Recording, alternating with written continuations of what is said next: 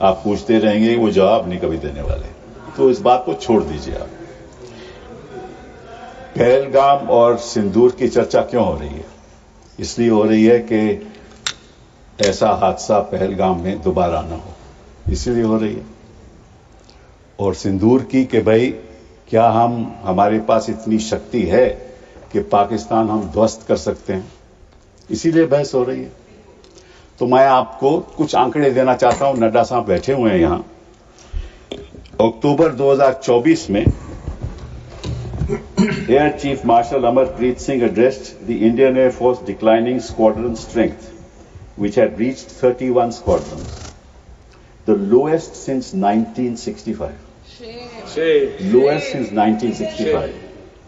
The Indian Air Force is currently operating with 31 squadrons, the lowest count since 65 when India was engaged in a war with Pakistan. We are committed to fighting with whatever we have. This is the state of the Air Force. We are committed to fighting with whatever we have while prioritizing the maintenance of current assets and ensuring personnel are properly trained. This is his concern in 2024. फिर क्या हुआ? आपने Indian Air Chief again said, at the moment we are very badly off. I'm not saying this. At the moment we are very badly off in terms of numbers. And the numbers that have been promised are also coming in very slow time, making a case for boosting production rate of fighters. He said that an in-house study conducted by IAF showed that it must induct 2 fighter squadrons every year to cater to the numbers needed. The existing have fleets which will be phased out. Now what is that existing fleet that is being phased out? Your MiG-21 being phased out. Your MiG-29 being phased out. Your 2000 Mirages being phased out. So what are you left with?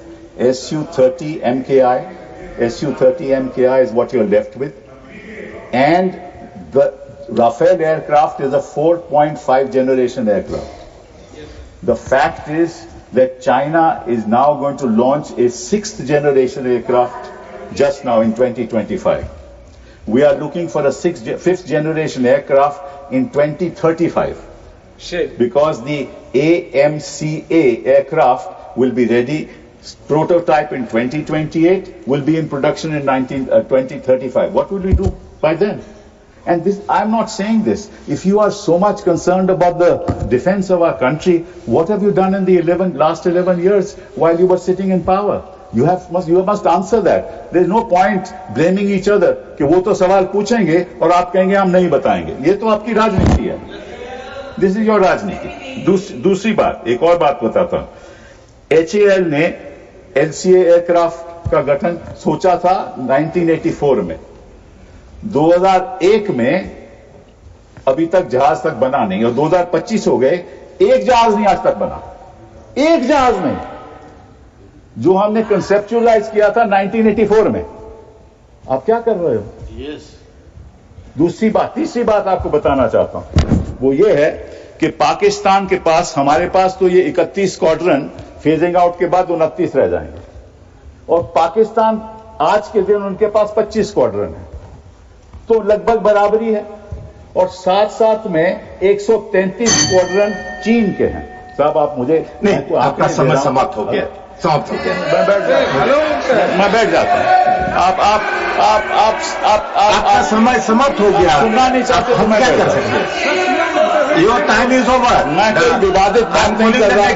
मैं देश के प्रति बात कर रहा हूं, कोई विवादित बात कर रहा हूं. मैं देश के प्रति आंकड़े बता रहा हूं देश की जनता को कि आप कितने संगीन हैं. आप अपनी देश की रक्षा के लिए क्या कर रहे हैं. समाप्त हो चुका है, इसलिए हमने बेल बजाया है. उसके बाद मैंने अभी दूसरा स्पीकर को बुलाया है, doctor Sasmit Patra. Nothing will go on record. Doctor Sasmit Patra.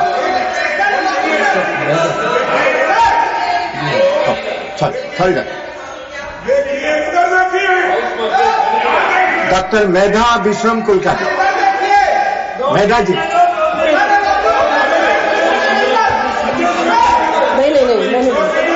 मैं नहीं बोलूंगा. Time is over. Nothing is going on record. Medha ji.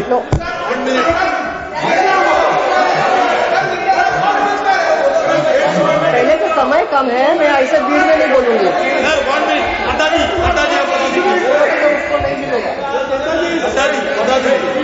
just 1 minute. I am giving you 2 minutes. Please complete in 2 minutes.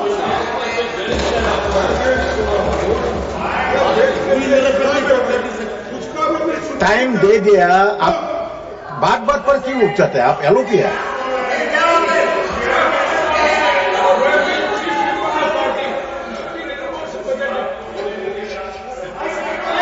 Mic, ये तो हो गई हमारी प्रेपरेशन की बात कि हमारे पास इतना साधन नहीं है कि हम पाकिस्तान को ध्वस्त कर दें।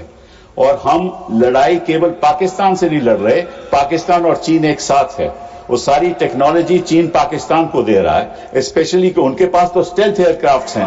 हमारा ये जो राफेल है, it is a half stealth aircraft. It has got avionics but is only got half, it's got half stealth characteristics. बात तो है। अब बात आए हम सिंदूर ऑपरेशन पहलगाम की। जब पहलगाम में 26 लोग की मृत्यु हुई तो ऑब्वियसली टेररिस्ट 400 किलोमीटर अंदर आए थे और उनके पास AK-47 थे और बाकी भी औजार उनके पास में मॉडर्न थे।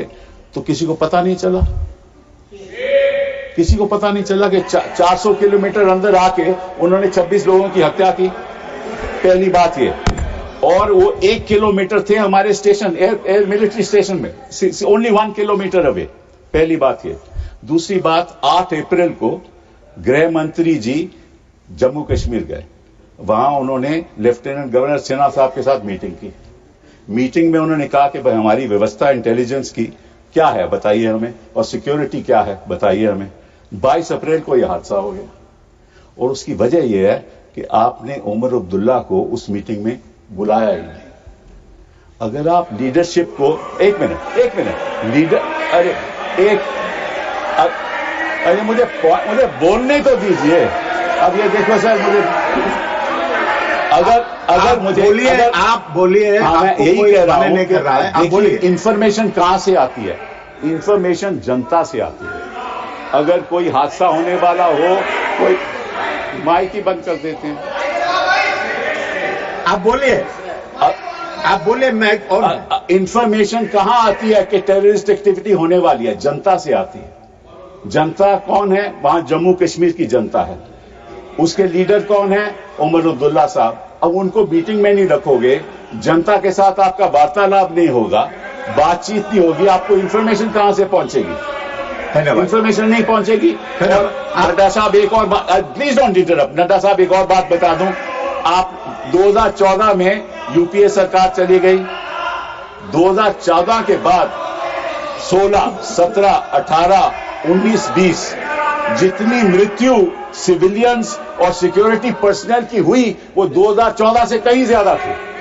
धन्यवाद। कहीं ज्यादा थी। धन्यवाद। मतलब क्या हुआ? धन्यवाद। 370 धन्यवाद। आपने सब कुछ कर दिया। आपने वादा किया कि यहाँ को टेररिज्म खत्म हो गया है, वो सारा शिफ्ट हो गया जम्मू में।